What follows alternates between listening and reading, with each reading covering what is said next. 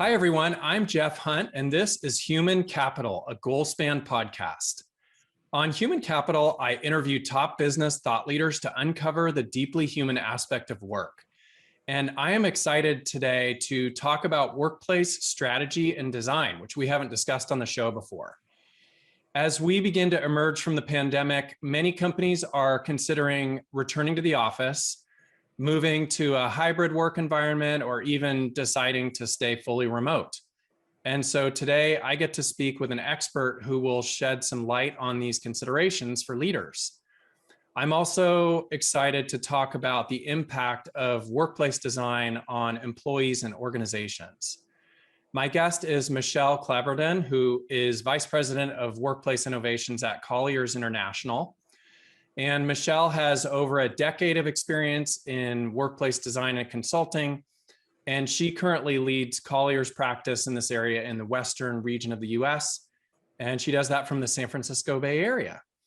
Michelle's primary focus is creating meaningful and valuable connections between people and technology and the work environment, really with the ultimate goal of boosting employee engagement and productivity.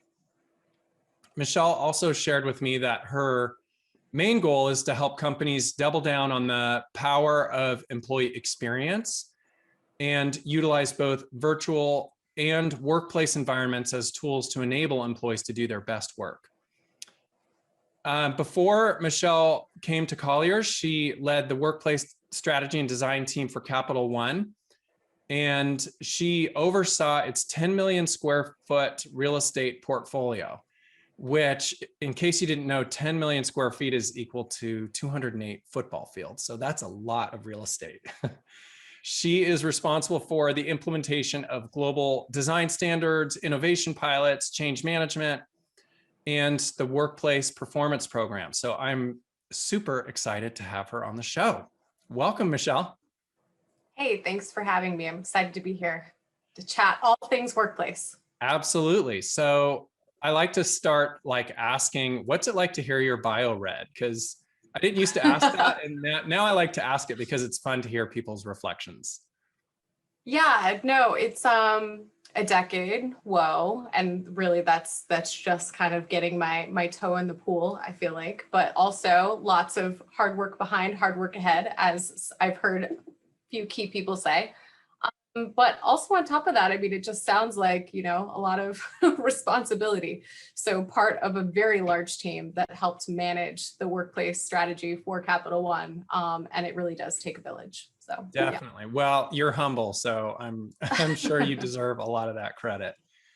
So Michelle, let's start by going back to the beginning of your career. And I would love it if you could tell our listeners who or what inspired you to go into business and ultimately into the workplace design and strategy discipline. Yeah, happy to talk about it. So I feel like my experience was really non-traditional. And I feel like a lot of workplace strategists, kind of how they come to be workplace strategists, is maybe non-traditional. It's interesting that occurrences like this, the Great Recession, like COVID, kind of all these big events have really kind of had the workplace strategy and design kind of industry has really had to step up and answer some big questions for people, regardless of what area of design or strategy they really kind of, consult in or have expertise in. And so while now I really believe this is a much more kind of mainstream type of practice and kind of type of role, I feel like a lot of people kind of fell into it through various means. And that's the great thing I think about workplace strategy in particular. Even on my team at Colliers, we have an anthropologist, we have someone who came from valuation, we have two business, majors. So there's a lot of kind of diversity, I think, in backgrounds, which is great. But my own experience was really kind of diverse. I mean, I've been around kind of design and construction my entire life. So my dad, he built our houses. So to be able to see that early on, yeah, he was a jack of all trades. And I actually got into it through the kitchen and bath renovation company that my parents owned. So that's really where I came about. And, it's just really, I think, impactful to see things being built. And then also to kind of, at that time, help support our clients.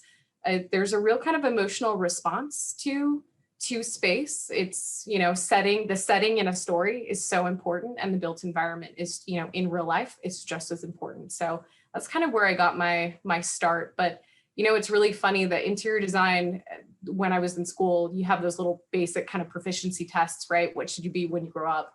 And I always got that as one of the items, but, Okay. I really went to college for psychology. That's where I started.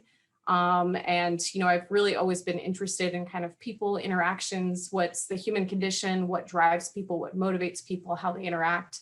And so that's where I started. I ended up, leaving school and getting some real world experience. Then I worked for my parents at the kitchen and bath, and really got to see kind of the emotional response and also the decision-making process for people, and understanding fundamentally kind of what it is that they do to help support how you would design a space. So I decided to go back to school, and was able to go through a full kind of interior design program at Radford University, which was great. I had drive, I had focus, and that really was a great experience for me to be able to take time and then come back kind of for what I would call my second career. But, I think that going back to school had that focus, had that drive, and then really kind of, I think through that process, discovered that the analytical, the research-based side of design was actually something that was more interesting to me. How you go about programming, how you go about kind of research-based approaches to understanding evidence-based design, how that part of things rather than the art of everything.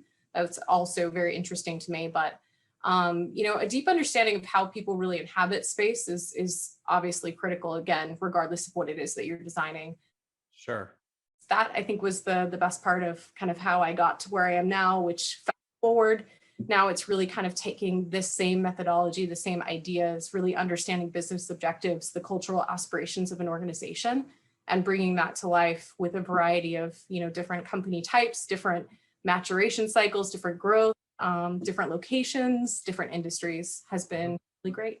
That's so great. And I love hearing your story. I love hearing the stories for all of our guests, but this one is so unique because you're bringing together all these various elements. So you have your interest in psychology, and then you're cutting your teeth with your family's business in that sort of, kitchen design space. And then your dad building homes. And then you couple that with your education, you sort of end up, it makes perfect sense why you ended up where you are now. And I also am just reflecting on how tightly integrated the psychology piece is with the rest of the work that you're doing and workplace design and strategy. And I think a lot of times people don't realize that. So that's one of the things I'm really looking forward to kind of exploring with you today.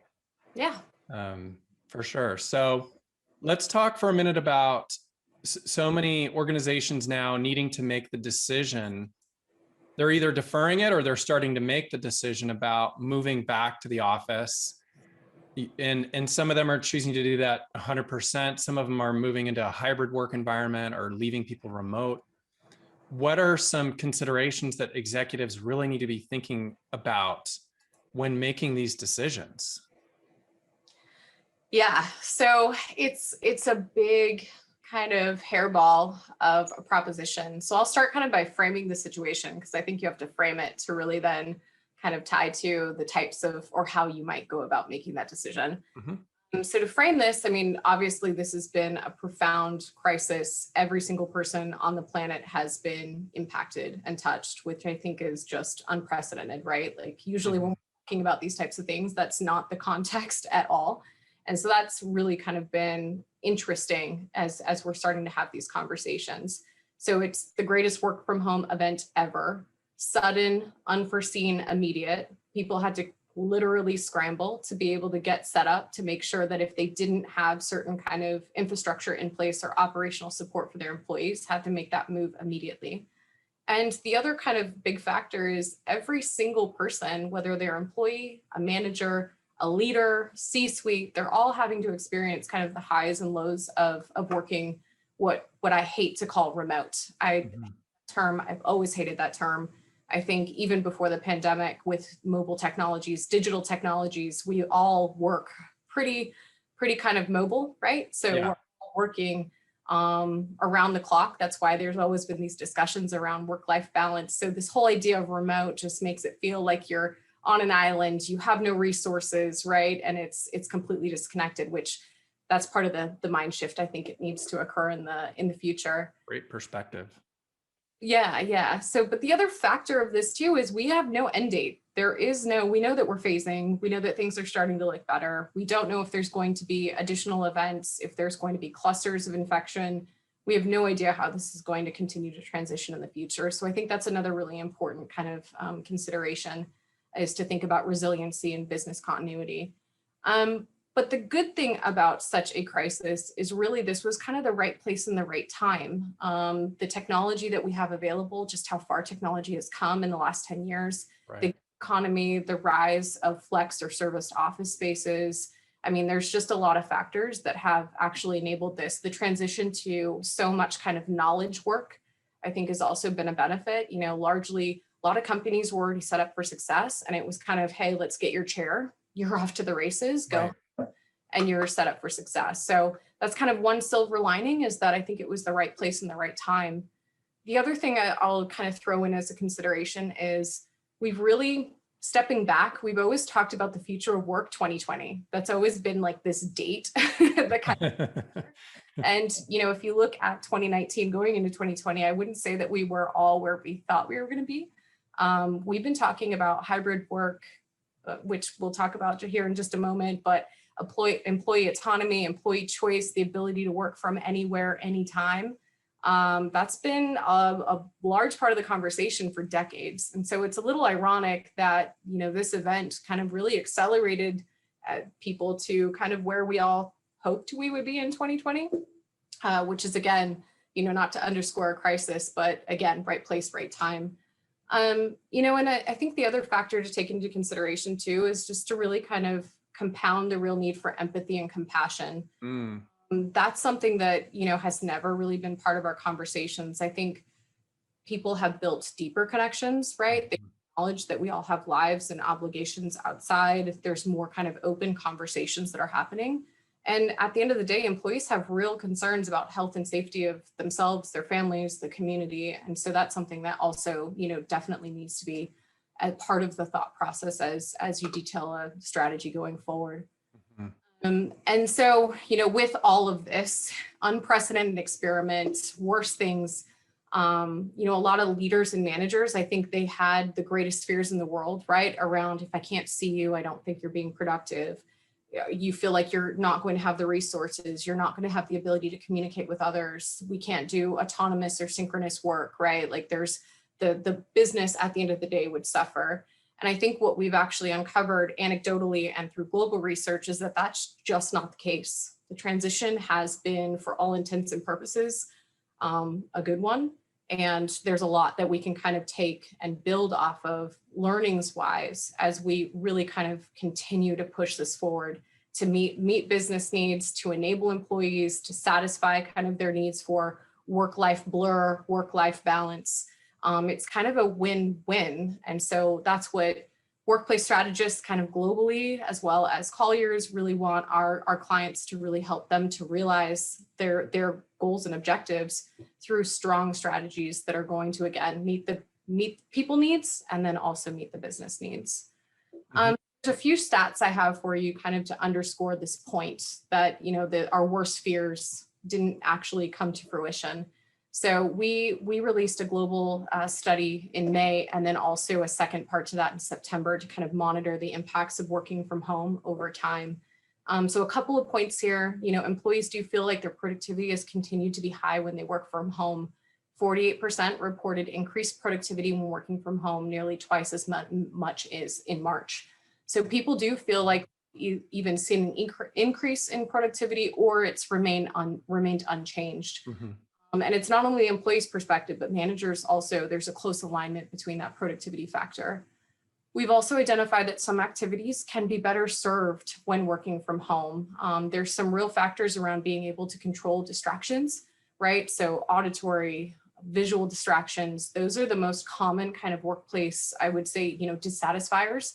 And they have continued to be that since I've been practicing, right? So again, the last 10, 20 years, it's a real problem in both kind of heavy private office and closed offices and open offices. Auditory and visual distractions are really difficult, and it takes a long time to kind of get back into flow after you've been disrupted. So what we found is that, there's a percentage that have reported that individual focus work as well as creative thinking is actually enhanced from working at home. Not surprisingly, social interaction with colleagues and some sorts of collaboration are better at the office. Right. We've done a lot of kind of data collection to continue to kind of ask these questions, both with our clients, but then also, some of the global participants. And they did cite, again, those distractions. It's also what it is that you're doing. So if you have kind of highly individual complex work that you're doing, like analysis, like programming, some of those things are things that really require you to achieve flow, to achieve that kind of deep focus. And so disruptions can really detract from that. The other thing I'll call out is just that, people still feel connected to their colleagues, and they feel like through digital technology, they're able to connect. So informative style meetings, that sort of collaboration, as well as just feeling informed. It's almost like we've created kind of this level digital playing field, and people who didn't connect previously have now had the opportunity to create connections on that level playing field. And then just the other kind of stat that I'll give you is, there is a desire for people to work from home in the future.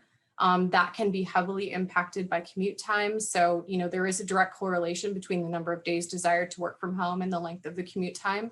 Workers with greater than a 45-minute commute have an increased desire to work from home. And I have one last stat on this one. I'm sorry, it's super small.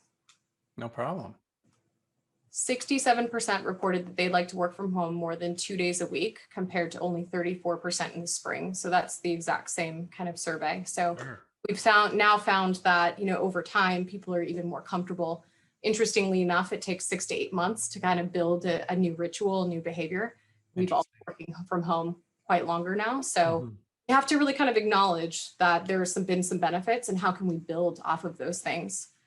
The last thing I'll call out here is the top 3 things people miss, not surprisingly: maintaining and building relationships, the impromptu conversations, and then the separation of work life and home life. So we still need to acknowledge that not everyone has the most ideal environment to be able to work from home for a significant amount of time.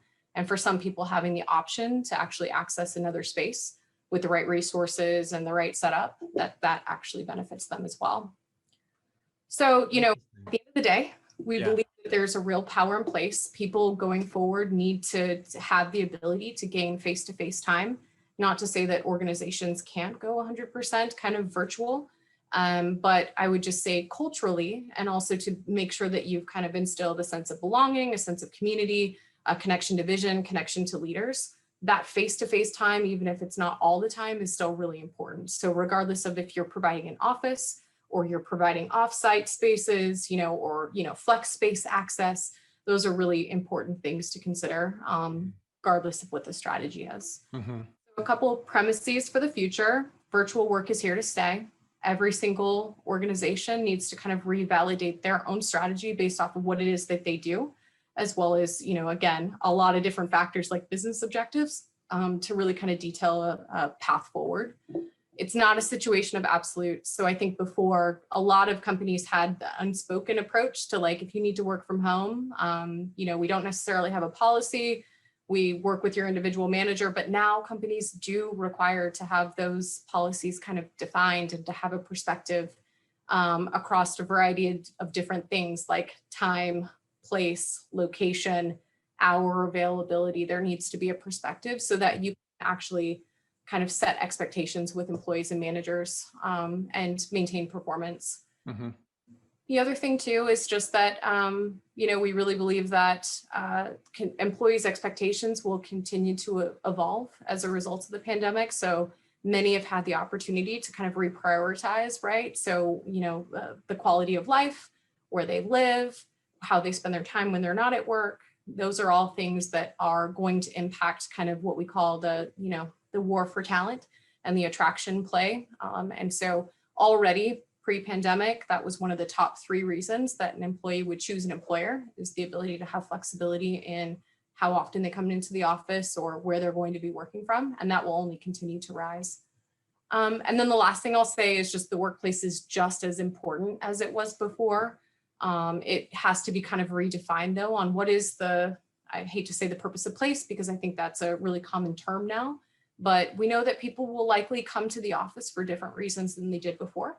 And how can you optimize for the best tasks to happen there, the best interactions, and also setting team norms so that people, can toggle kind of seamlessly between the virtual and the physical is really important.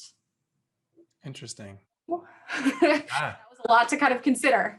Yeah, that's some great stuff to be thinking about. And really, it sounds like what it comes down to when executives are making these decisions is taking into consideration all of these various aspects, starting with really the impact of the pandemic and how major it was and has been on all employees everywhere. And then secondly, really going into those decisions with a tremendous amount of sensitivity and compassion toward their workforce. And before making these decisions, really thinking through what the impact has been on individuals.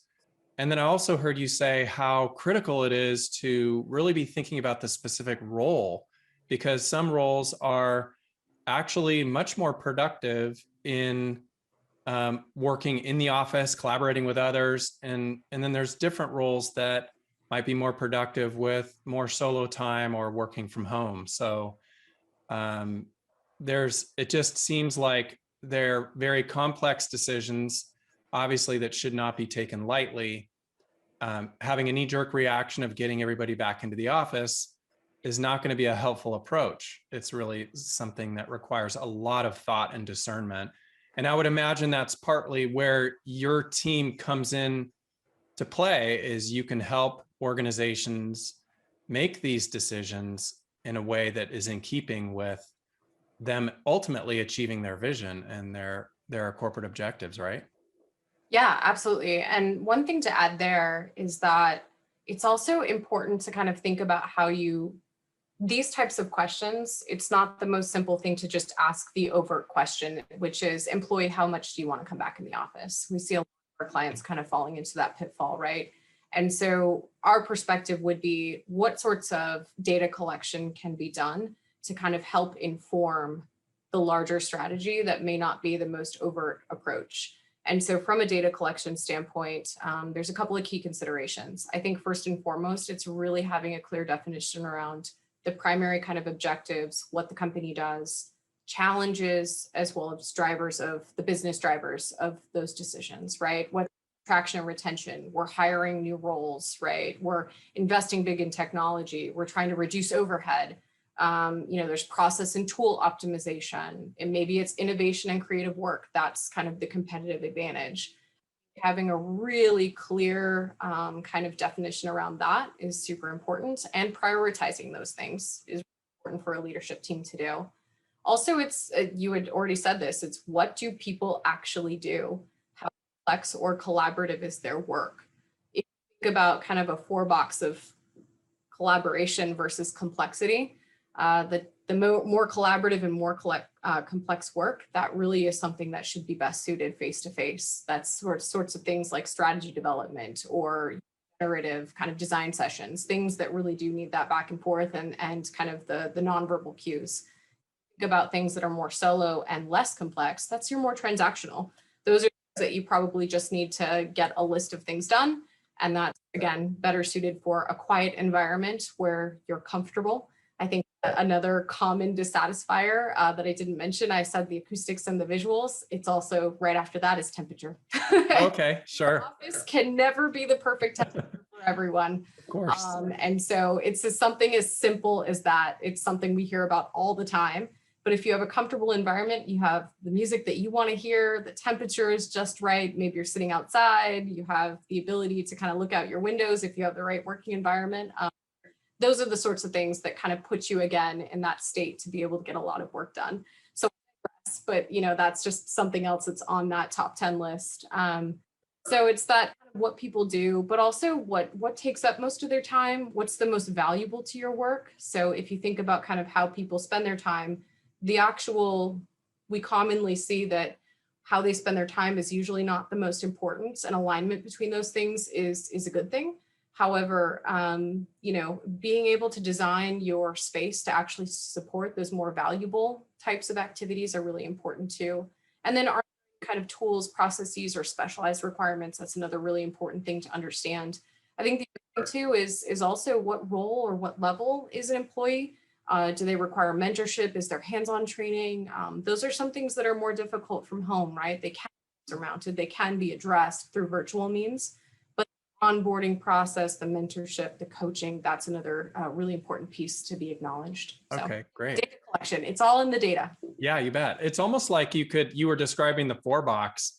Organizations could create their own 4-box with essentially role definitions and plot their people in there to help them make that type of decision in terms of what they're going to do with their space, right? Right. Yeah. So that Yep. seems like that could be helpful. I want to, before we move into some lightning round questions and finish up, I'd love to hear your comments about work environment. So many people are still working from home.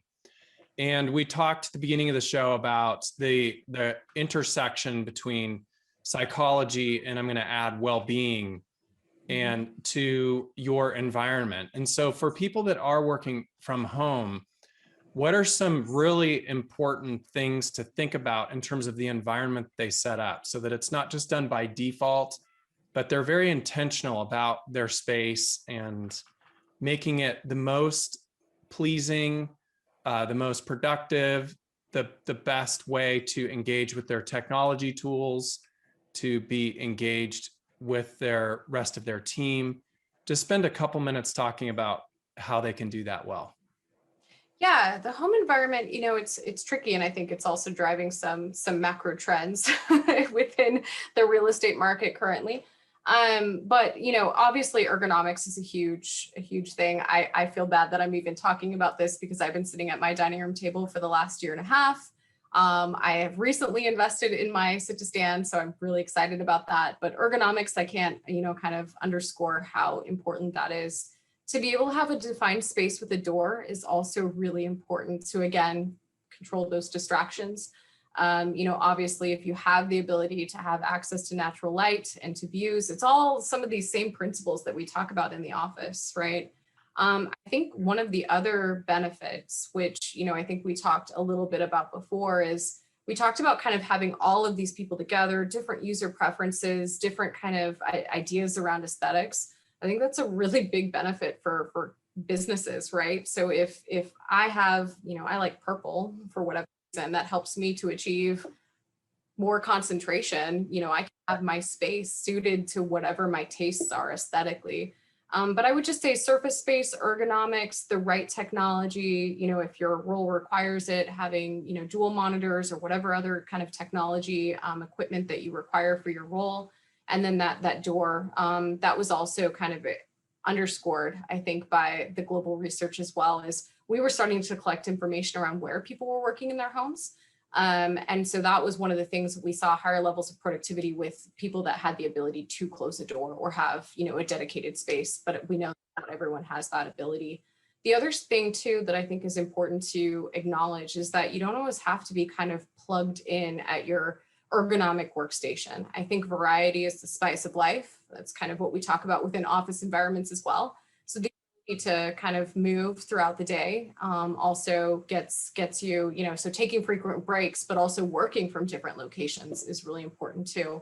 And then just, right food, right recharge, the ability to kind of be active throughout the day if possible and take even walking meetings. Those are things that can really help with cognition and being effective. So.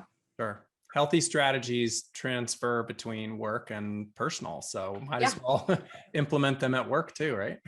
Totally. Mm-hmm. Yeah. Okay, great. Great conversation. Let's shift into some lightning round questions. So I know you haven't heard any of these. And so I'm going to just throw them at you and you give me your top of mind answer.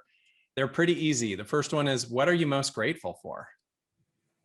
Oh my gosh. I am most grateful for the ability to be making such an impact right now. I mean, I think every organization is taking the opportunity to revalidate, which is a really important step.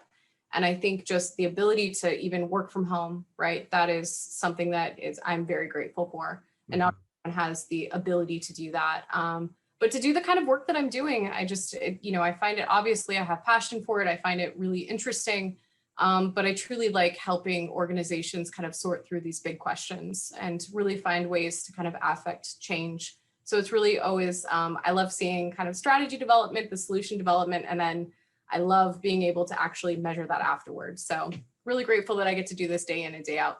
It's so fun to see people working in their passion sphere, like you are. Mm-hmm. It's much more of a life fulfilled. So that's great to hear you say that. Yeah. What is the most difficult leadership lesson you've learned over your career?